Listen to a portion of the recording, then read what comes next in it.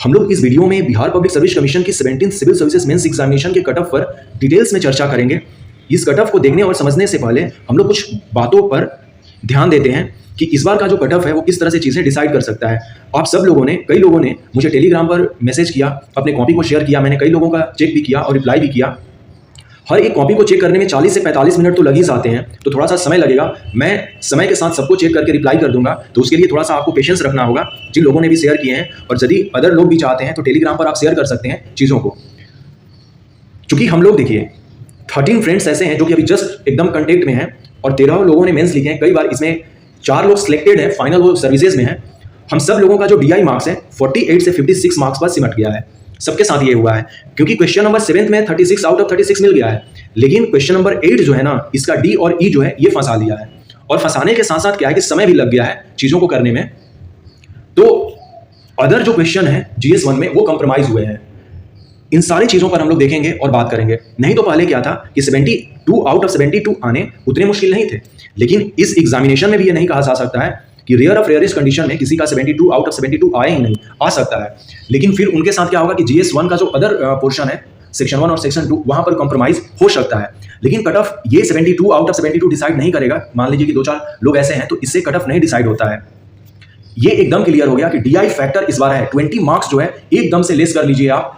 जो भी मतलब कि पहले जैसा होता था उससे 20 मार्क्स हमें कम करना ही है। सीट एक अलग फैक्टर है, इस पर हम लोग बात कर सकते हैं चीज़ों को लेकर। निबंध इस बार काफ़ी इंपॉर्टेंट रोल प्ले करेगा और निबंध ही डिसाइड करेगा कि हमारा रैंक कैसा हो, हम फाइनल लिस्ट में आ रहे हैं कि नहीं। ये सारी चीज़ें जो हैं, अब देखिए चूंकि यहाँ पर GS1 और GS2 कंप्रोमाइज तो हुआ ही है लोगों का, आपको किस पर फिर फोकस करना होगा? इंटरव्यू पर। क्योंकि अब ये जो होगा, हमें क्या करना होगा कि 70 प्लस मार्क्स किसी भी हाल में, 70 के आसपास तो एक एवरेज मार्क्स हो गया, लेकिन हमें क्या करना होगा कि 80 तक इसे किसी भी हाल में पहुंचाने की जरूरत है। 80 प्लस मार्क्स पर एकदम से फोकस रखेंगे इंटरव्यू में। ये चीजें अभी हम लोगों को तैयारी करनी होगी क्योंकि ये वाला पोर्शन खत्म हो चुका है। निबंध के बारे में मैं एक बात और बोल देना चाहता हूं सेक्शन 3 को लेकर। देखिए सेक्शन 3 जो है वो रीजनल एसे पर है, और रीजनल एसे का मतलब होता है रीजनल एसे की तरह हम लोगों को लिखना। बहुत सारे लोगों को हम लोगों को सिखाया जाता है कि कई डायमेंशंस में लिखना होता है, पॉलिटी में लिखना होता है, एनवायरमेंट में लिखना होता है, कल्चर में लिखना होता है, हिस्ट्री में लिखना होता है, ज्योग्राफी में लिखना रहता है, इकोनॉमिक में लिखना रहता है। नहीं, ये एक कॉमन बात है। हम हर एक जगह को, हर एक चीज़ को हर एक जगह फिट नहीं कर सकते हैं।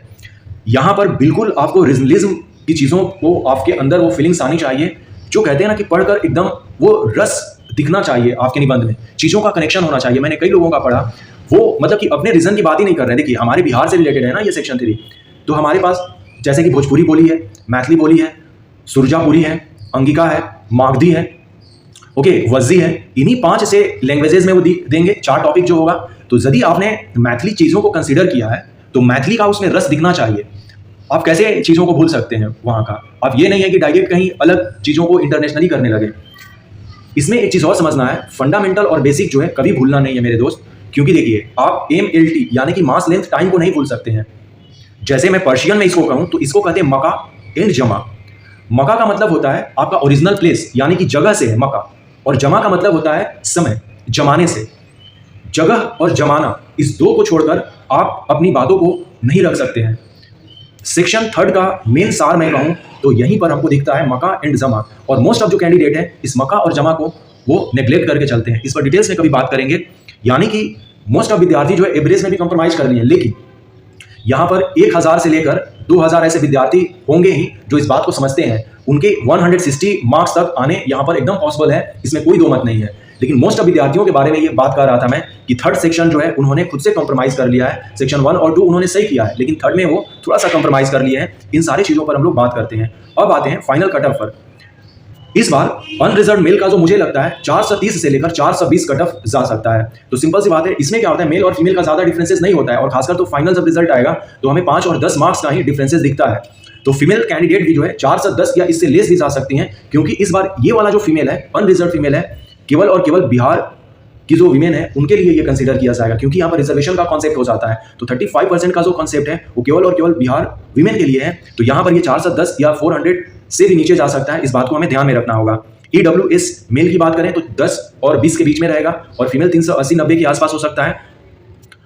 SC मेल की बात करें तो 350 जा सकता है, और फीमेल में 340 हो सकता है।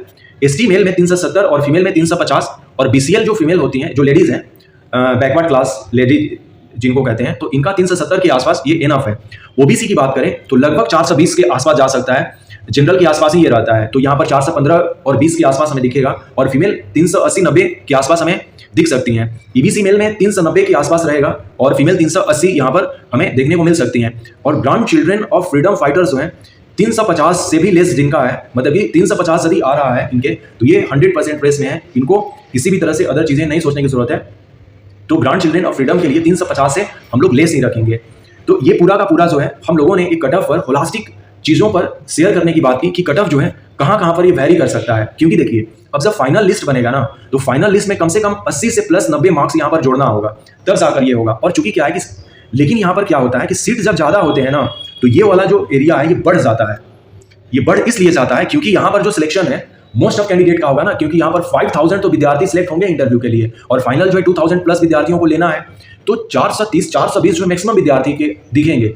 लेकिन अब यहाँ से मान लीजिए कि 1000 विद्यार्थियों को हमको अनरिजर्व में रखना है, तो अनरिजर्व में 1000 विद्यार्थियों में क्या होगा कि 430 से सीधे हो सकता है कि ये 500 प्लस ही रहेगा ये। फिर जब फाइनल लिस्ट आएगा ना, तो 510 भी दिख सकता है, 15 भी दिख सकता है। ये पॉसिबिलिटी एकदम श्योर है, क्योंकि यहाँ पर चीज़ें एब्रप्टली जो है वो बढ़ सकती हैं। इस बात को ध्यान में रखना होगा, क्योंकि जो मैक्सिमम जो अच्छे विद्यार्थी हैं वो वहाँ पर आ जाएंगे। अब क्या करना होगा कि जैसा भी रिजल्ट है आपका, यदि मेंस में सिलेक्शन होता है, तो हर एक विद्यार्थी को इंटरव्यू के लिए कड़ी मशक्कत करनी चाहिए। इंटरव्यू को लेकर अपने को सजग रखना चाहिए। सबसे पहला आपका हेल्थ है, आप अपने हेल्थ पर फोकस करेंगे। हेल्थ में आपके कपड़े पहनने से लेकर आपके मेंटेनेंस पर भी एकदम फोकस रखना चाहिए। जो भी कैंडिडेट हैं मेंस के रिजल्ट आने से पहले, क्योंकि अब रिजल्ट 10 से 15 दिन में आ जाएंगे, ये दिख ही जाएंगे हमें, सबसे पहले आप अपने हेल्थ पर फोकस कीजिए। अपने हेयर स्टाइल से लेकर अपने पूरे बॉडी पर एक्सरसाइज वगैरह कीजिए, रनिंग वगैरह कीजिए। उससे क्या होता है कि वार्म अप से करने से हमारे चेहरे पर एक अलग तरह का पॉजिटिव व्यू आता है। तो यहाँ पर क्या होता है हमें अपना व्यू रखना होता है। इंटरव्यू का मतलब बिल्कुल ये नहीं है कि वो आपको जीके का क्वेश्चन पूछ रहे हैं या जीएस का क्वेश्चन पूछ रहे हैं, जैसे कि आपने सेक्शन 3 ऐसे में कर रखा था। यदि वो बिहार के बारे में पूछ रहे हैं कि पलायन का क्या कारण है, तो आप जीके और जीएस वाला आंसर नहीं दे सकते हैं। आपको अपनी फीलिंग्स, आपके अंदर की अंडरस्टैंडिंग कि आप पिछले मान लीजिए कि 25 साल के हैं या 30 साल के हैं, तो आपने 25 और 30 साल में एक्सपीरियंस क्या किया, वो अपनी बातों को वहां पर रखिए। वो सुनना चाहते हैं इंटरव्यू में। तो आप अपने सबसे पहले हेल्थ पर फोकस कीजिए। हेल्थ के साथ साथ जैसे ही आप ये करेंगे, तो आपके अंदर एक मोटिवेशन की पावर आएगी, आपका अलग लुक होगा, एक अलग अपीयरेंस होगा। सबसे पहले हेल्थ और फिर कपड़े पर ध्यान देना है। अलग तरह से कपड़े को पहनिए।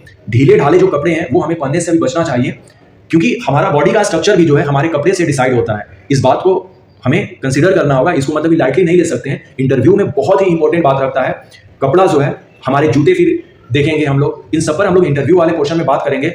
लेकिन आप लोग इस चीज़ को अभी से कंटिन्यू रखें। ऐसा नहीं है कि आपको 10 दिन दिया तो आप अपने हेयर लुक और जो फिजिकल अपीयरेंस है उसको चेंज कर लीजिएगा, नहीं। अभी से आप अपने फिजिकल को चेंज कीजिए, तो हमारे अंदर जैसे फिजिकल चीज़ें अलग चीज़ें होती हैं, हमारा अंदर का जो चीज़ है ना वो एकदम से अलग हो जाता है।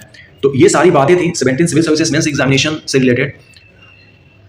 आप लोगों का यदि कोई व्यू है यहाँ पर, तो आप अपना व्यू रख सकते हैं कमेंट में, हम लोग उस पर कंसीडर करेंगे चीज़ों को लेकर। So thanks and take care. फिर मिलते हैं अगले नेक्स्ट वीडियोज़ में।